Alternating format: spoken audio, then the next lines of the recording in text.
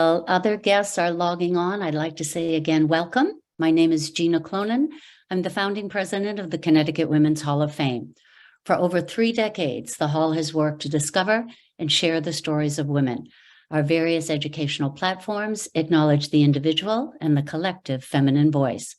This will be a half-hour intimate and informative chat, followed by 15 minutes of your questions, which we encourage you to submit at any time during this webinar by simply clicking the Q&A bubble at the bottom of your screen. I'll try to get to as many as possible. Our goal is simple, a virtual gathering to talk about today's important issues.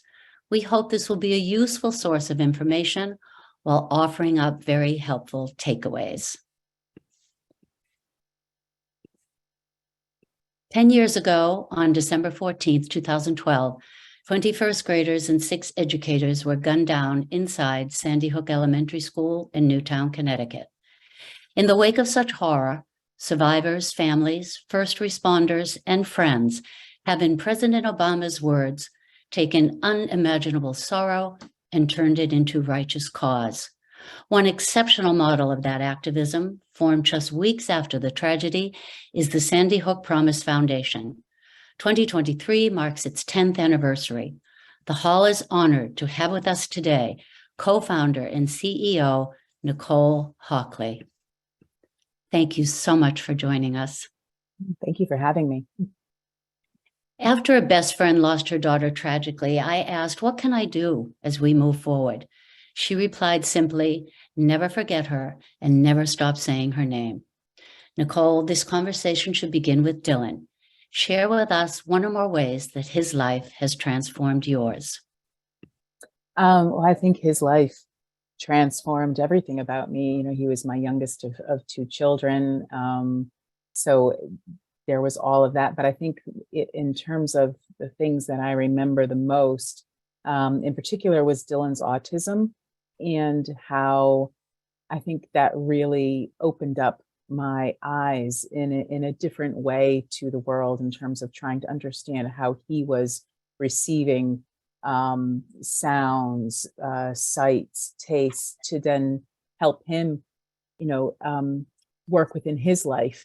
And I think that that's something that I think about a lot as I do my work, because it's all about trying to sit in someone else's shoes and understand their perspectives in order to reach a common agreement that we can both move forward from. And when I think about Dylan, when I think about Dee, I think a lot about the patience that he taught me in how to try to see something from someone else's perspective, from his perspective. I mean, he was just a loving, wonderful little 6-year-old boy.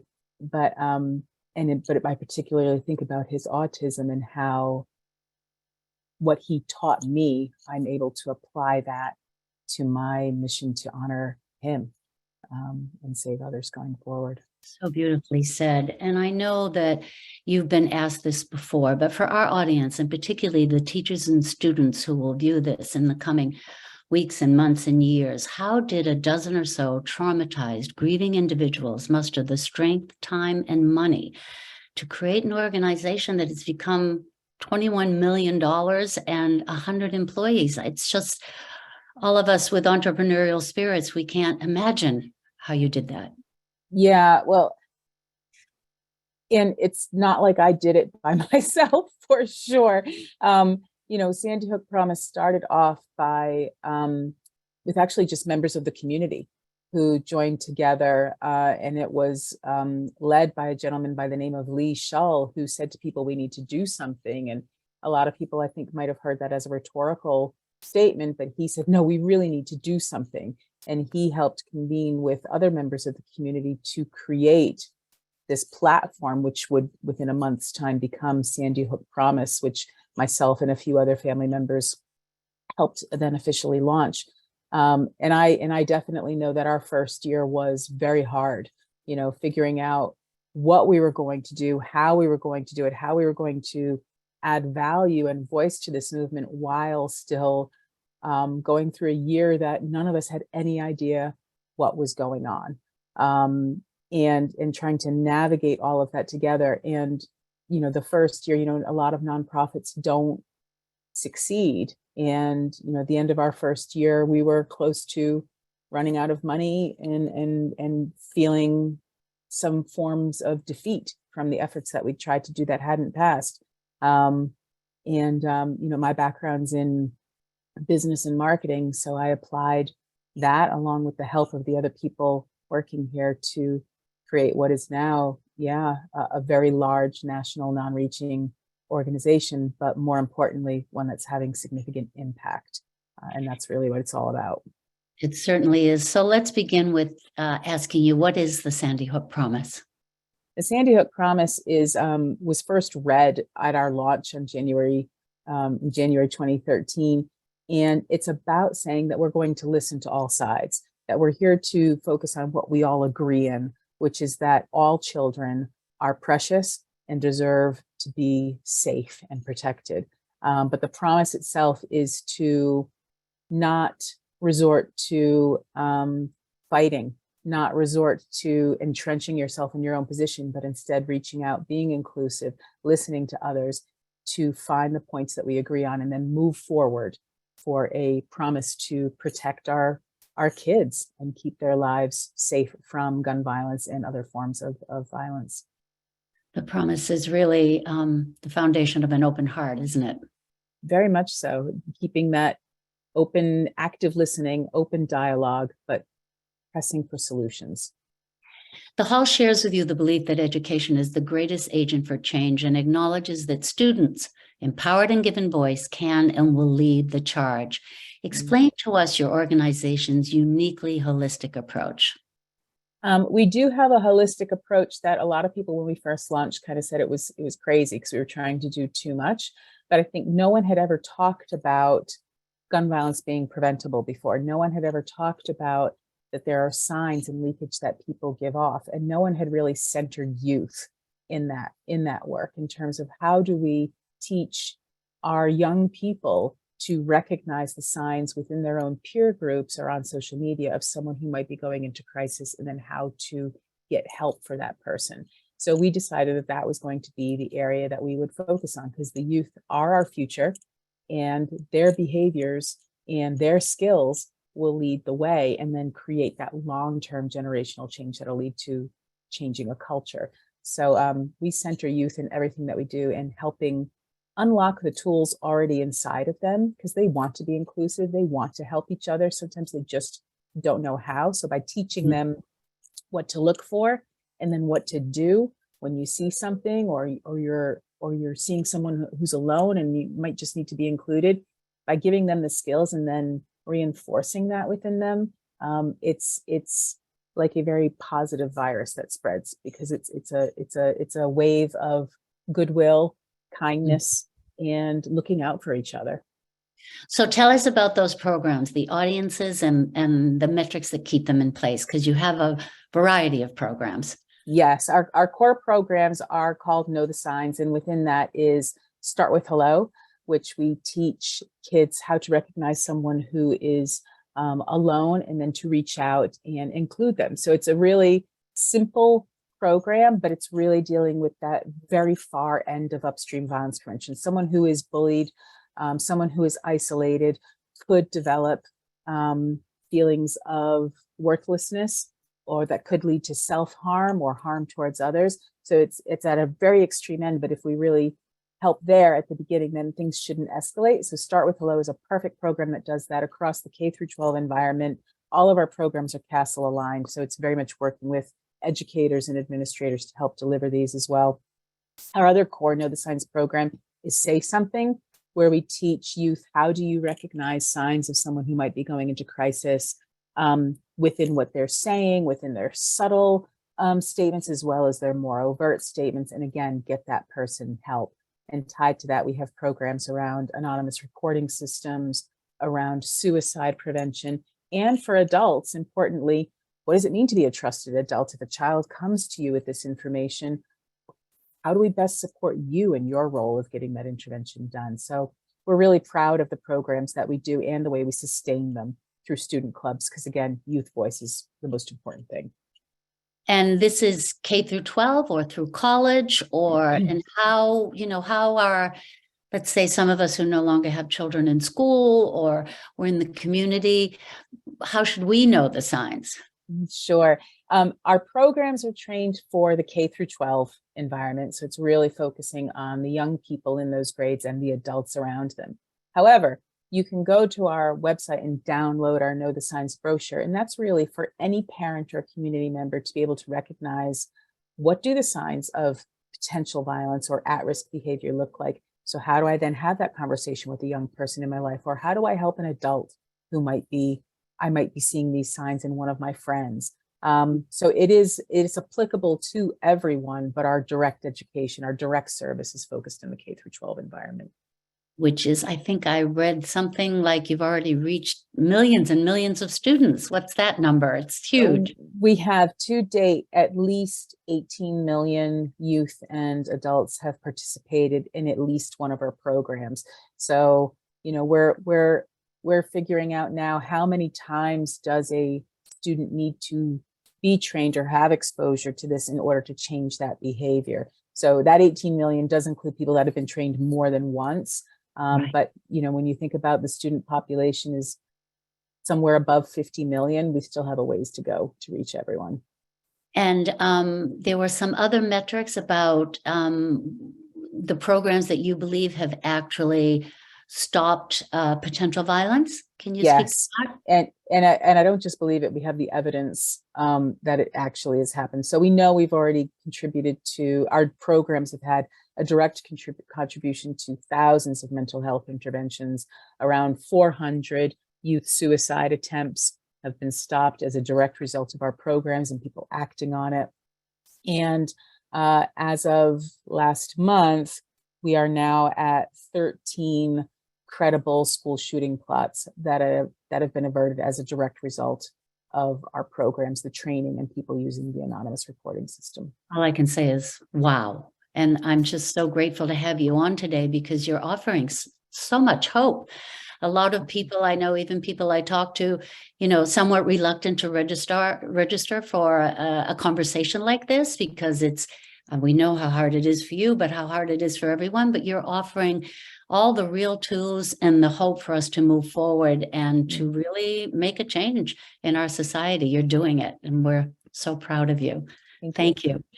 On this 10th anniversary of the foundation, are you where you want to be? What are the goals for the next 10 years and how they might differ from the first? Great question. I'm where I want to be in terms of the impact we've had, and I'm very conscious that we need to do more. So the first 10 years, we learned so much about what works and how to make it work best. We really focus on best practice and evidence to support the work that we do. The next 10 years, we're going to be focusing a lot more on communities that experience higher incidences of violence or trauma, and how do we adapt our curriculum to more specifically meet their needs in the school, but also the wider community. Because the more exposure you have to violence, not only can that become a normal way of life for you in many respects, but it also can contribute to ongoing violence. So we're doing a lot deeper work while we continue to leverage technology to scale our programs to reach more students and more educators across the country. You know, we already are in all 50 states, but we aspire to ensure that our programs are in every school and taught every year to kids everywhere. That's a wonderful aspiration, and we support you 100%. I'd like to move on to another subject area. The Sandy Hook tragedy is considered one of the most significant watershed moments in our nation's history. Most of us will conclude that that is attributed to gun reform movements and legislation. True.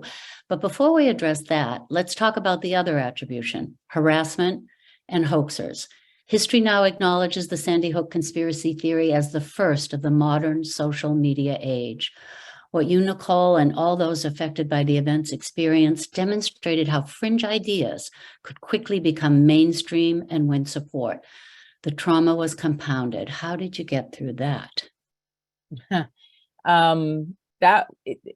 The trauma was absolutely compounded because I couldn't just figure out how to honor my son, help my surviving son, run this organization, but with the fear of that anyone could be a conspiracy theorist, that anyone could think that Sandy Hook rather was a hoax and attack me or my family. You know, the number of threats that I received, I stopped counting. I tried to ignore it, but then, you know, figuring out like this, as a country, we're in a war on disinformation at this moment in time. And I think we're seeing that, you know, what happened in terms of Sandy Hook and the hoaxers there, that is, you know, a microcosm of a much bigger thing going on across the country right now. So to have to stand up and try to shut down this part of it by kind of, you know, cutting off the head of the snake, as it were, with Alex Jones, that was what we tried to do through the legal courts, and bring more awareness to just how bad it got for so many of us, and how disinformation can cause genuine harm. For sure. And, you know, I recently saw a quote from a UConn professor who noted that over the past decade, conspiracy theories have damaged public health amid a global pandemic, Yes. shaken faith in the democratic process, and helped spark the January 6th insurrection. So in your opinion, do you believe that all the lawsuits brought by Sandy Hook family, those thought won and still pending, really stand to break the cycle of misinformation? I think they have to put a start to it, because I think there's a lot more that needs to be done.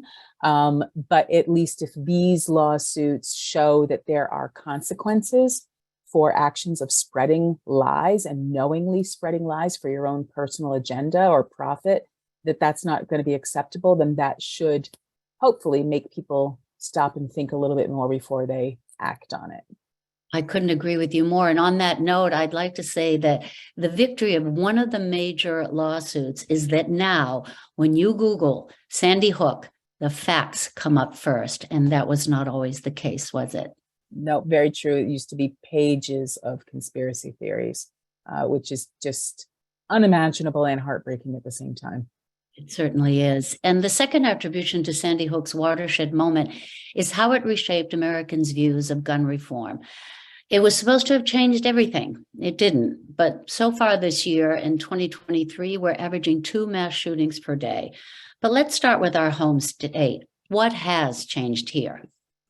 You know, Connecticut was already in a good place before Sandy Hook, but certainly after Sandy Hook, I and several other families were part of the lobbying efforts, working with then, you know, Governor Malloy, to ensure that you know, our background checks were sound. There were bans done on many models of gun, including the sale of gun magazines with a capacity of more than 10 rounds. There were a lot of sweeping changes made, and further enforcement and strengthening of our extreme risk protection orders, which we know now has evidence to show that it definitely works, especially when helping with suicide, people that are intent on suicide by firearm. So we've made a lot of progress in Connecticut, where we were already in a strong state. And I know our current governor is also recently unveiled his legislation approach in terms of, you know, continuing our ban on ghost guns, limiting handgun purchases, investing more money into community violence intervention programs. So there's still, I think we're still a shining light for the country in terms of what can be done when you have your political parties come together and focus on what's best for constituents. I think we can all be proud of Connecticut. And so on a national level, the legislative gridlock began to break in 2022 after 19 students and 2 teachers were gunned down at an Uvalde, Texas elementary school. The action was led by our own Senator Chris Murphy, who for decades has worked tirelessly for bipartisan reform. You and your organization have worked alongside him. Outline some major victories and what's still on the agenda for national gun legislation. Well, this past summer after Uvalde, yes, the Bipartisan Safer Communities Act passed in Congress, with huge thanks to Senator Murphy and his partner, Senator John Cornyn of Texas. Yes. So this truly was a bipartisan effort.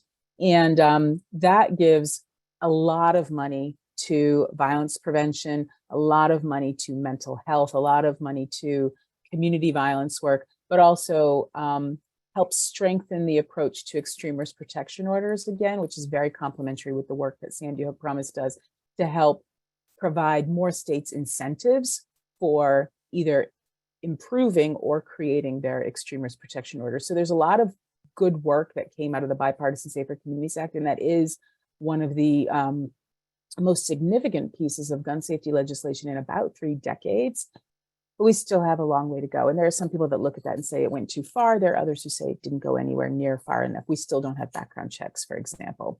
We still don't have federal mandates on secure storage that can support state efforts. So there's a lot more work to be done there. And I think those 2 things that I mentioned, background checks, secure storage, more work on extreme risk protection orders, looking at things like high capacity magazines and restrictions on that. These are all things that we should be looking at still federally and statewise. Could you just tell us quickly, because you mentioned it, what is an extremist protection order? Sorry, yes, an extremist protection order. Sometimes they're also called red flag laws. So this is when someone is exhibiting at-risk behaviors, there is a way through the courts to temporarily remove their access to weapons or their ability to buy weapons until they're deemed fit. So when they're out of crisis, they can then have their firearms back. But in terms of domestic violence, in terms of suicide, potentially mass shootings as well, that is a really important one. It's like you take what we teach you from Sandy Hook Promise to know the signs, and then this is the legal application of what do you do when you see those signs. Great. President Biden has said all along that he's determined to ban assault weapons and high capacity magazines like those used at Sandy Hook and countless other tragedies. Last night in the State of the Union, he vociferously proclaimed ban assault weapons. How likely is a ban? So I always want to be hopeful, and I'm also very pragmatic.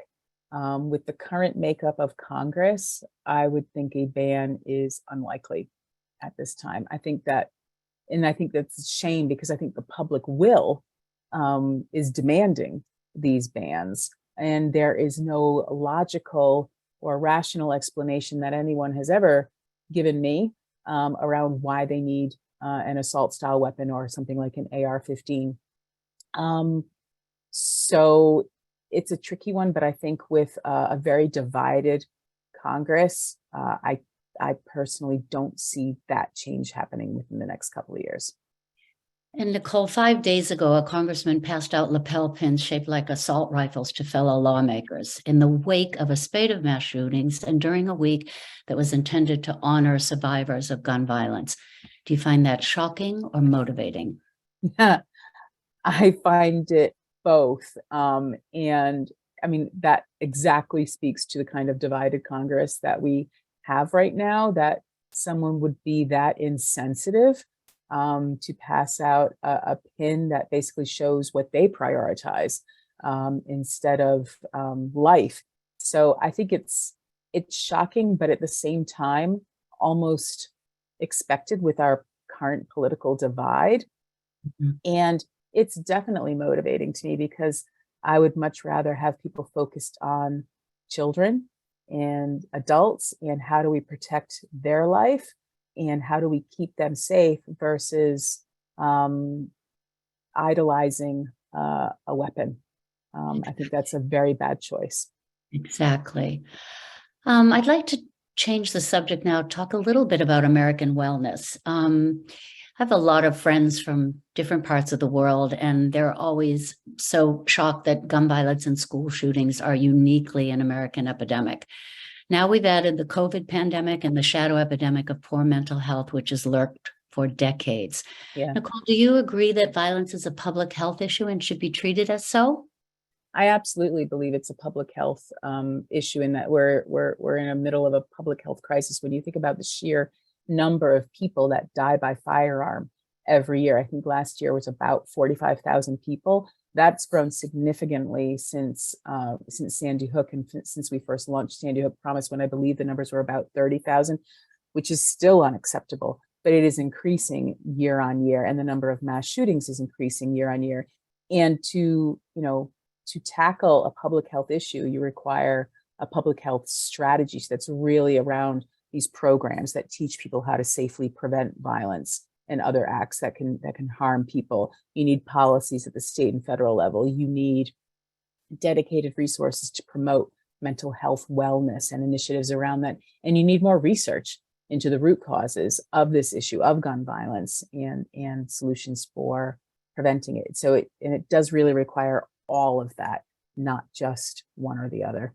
It does. I want to remind our guests today that, and our audience at large, please put in your questions while we're talking, because at the end of our conversation, we are going to address as many as we can. So just the Q&A button, type them in, and I will get to them shortly. Back to you, Nicole. It's important for people to know that the Sandy Hook Promise Foundation addresses mental health in various ways. So tell us about that.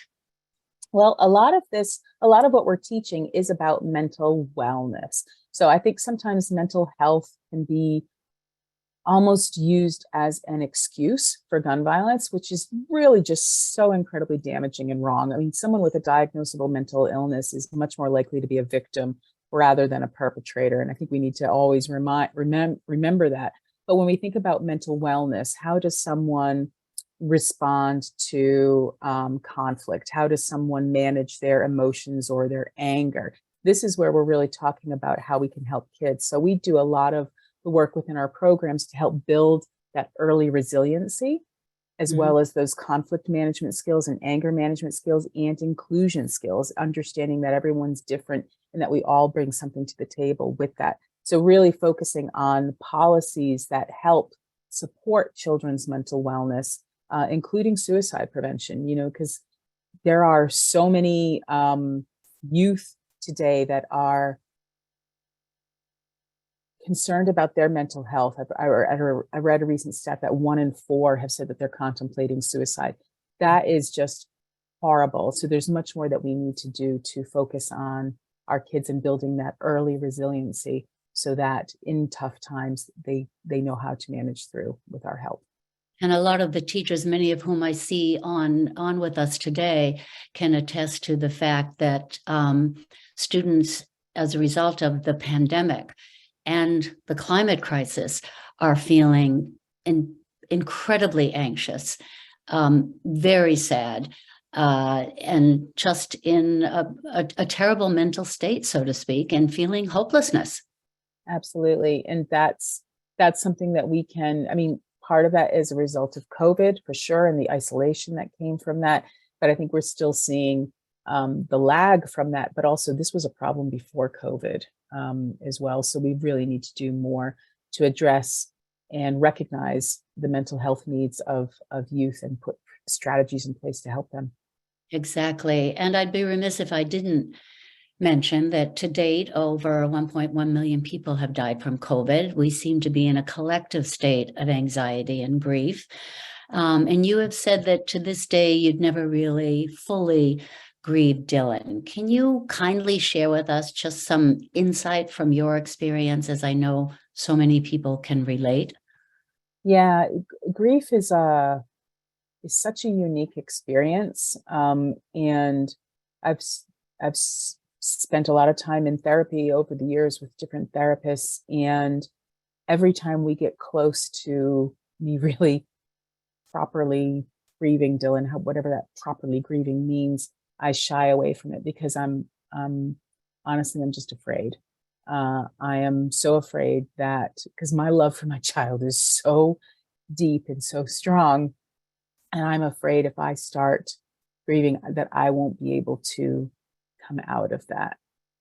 It scares me. I honor him every day. I kiss his urn every morning and every night, tell him I love him and I miss him. But I've never really allowed myself the space and quietness, I guess, to really think about what his loss means. Celebrate his life every day, but I just don't know how to do it.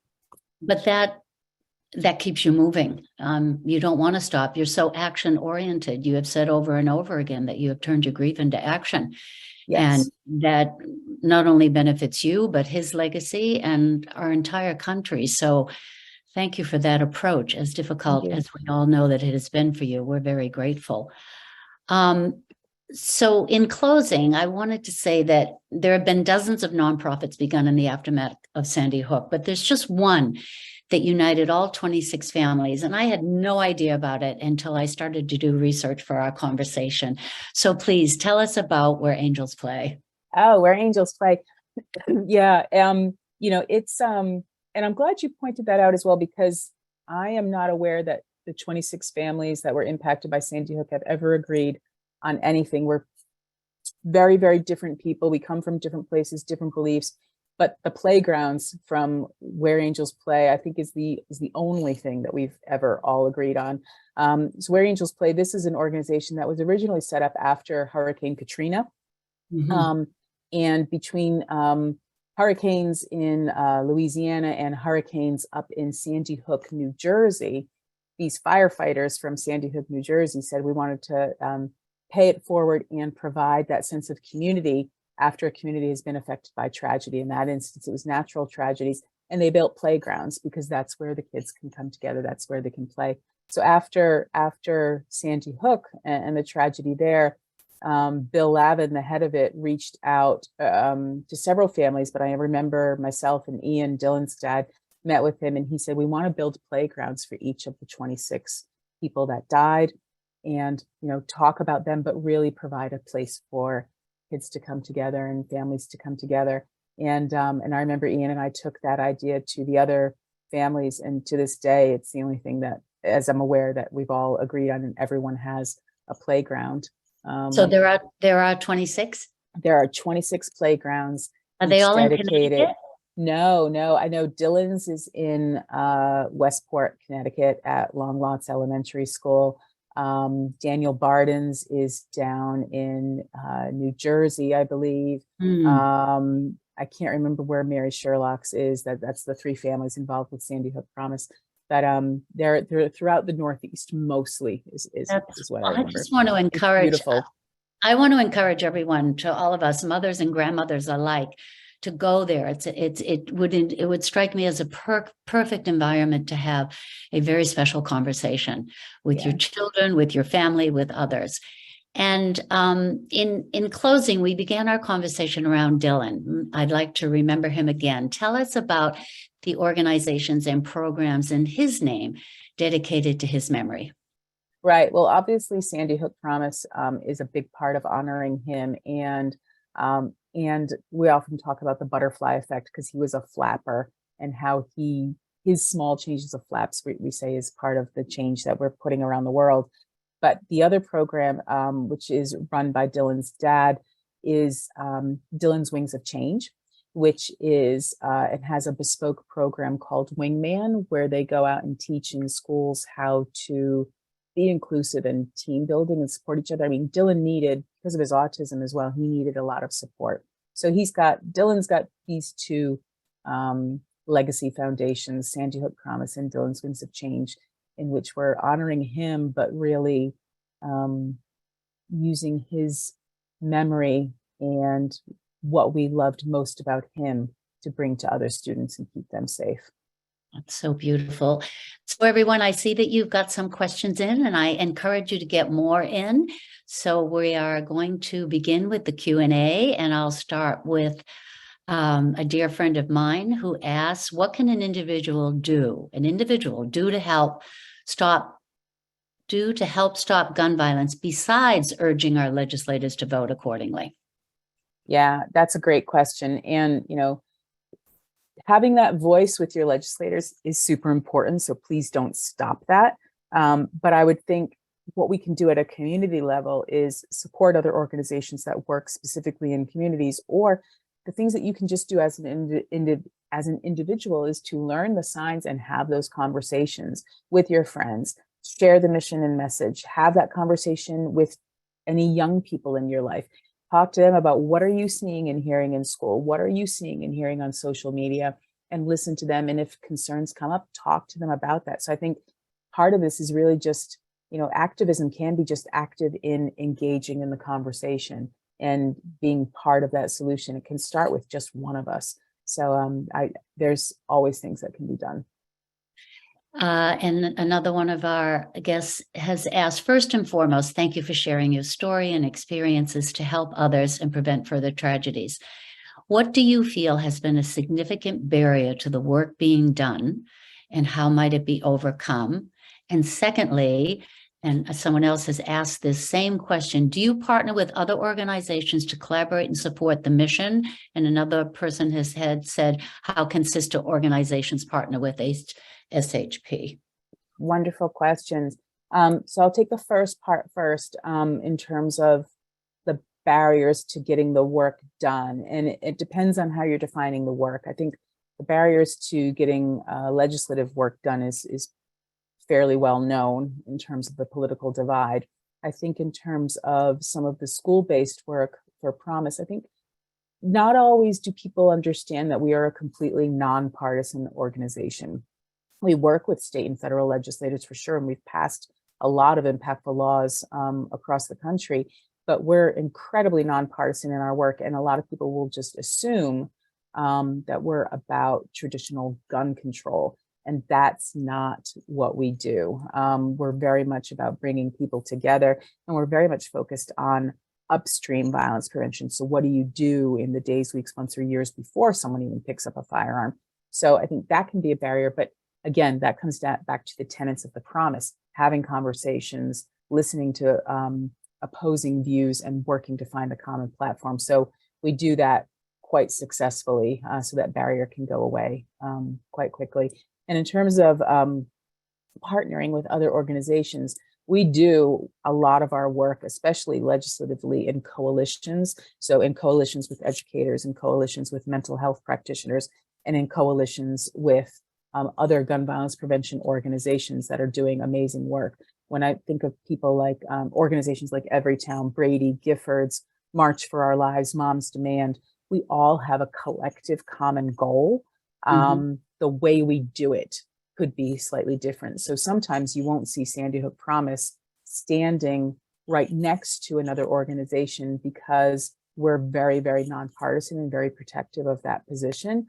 But behind the scenes, we're all working together because we all have a common goal. In the same way, we will work with local or regional organizations. And I think about Kentucky in particular, where we're working on some legislation down there and working with a local community-based organization to get that done, or our work in Atlanta. We do work and partner heavily with sister organizations and brother organizations that are aligned with the mission of protecting youth from gun violence. And so you can find out more about how you or you're thinking your organization might partner by going online with the sandyhookpromise.org. Here is a question. Thank you so much to everyone who helped to organize and put this event on. I am a survivor of a high school shooting back when I was 15. Do you have any suggestions for trying to help someone empathize about the urgent need for gun safety without coming on too strong? Well, first, I'm so sorry for your experience. And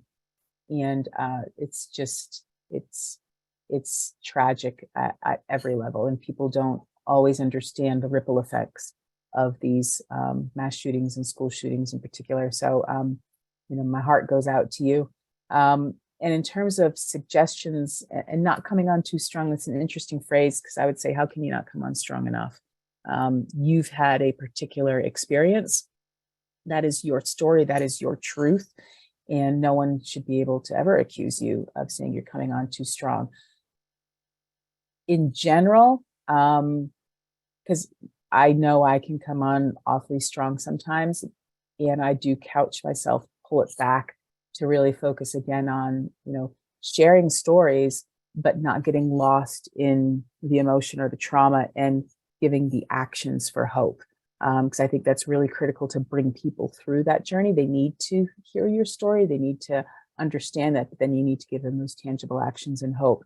And for me, that's also about nonpartisanship. Coming on too strong can be seen more as a telling someone what to do rather than let's work together, because we both have the same common goal of keeping people safe. So exactly. that would be my advice there. That's very good advice indeed. I see we have one more question here. Oh, she just said, thank you so much, that young lady who you just spoke to. So, Nicole, I'm not alone when I say how inspirational your story is. I would have loved to have talked for hours, but I promised only one. There was so much we couldn't cover.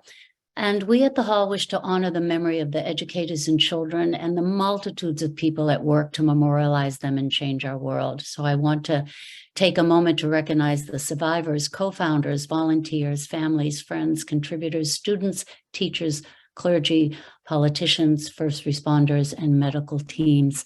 Thank you so very much. This conversation, like all of our webinars, is recorded and will be uploaded to our website in the next few days. Included will be links that Nicole has provided. I remind everyone that, like the Hall, all Sandy Hook Promise Foundation and its Know the Signs training and resource materials are provided at no cost and are accessible virtually.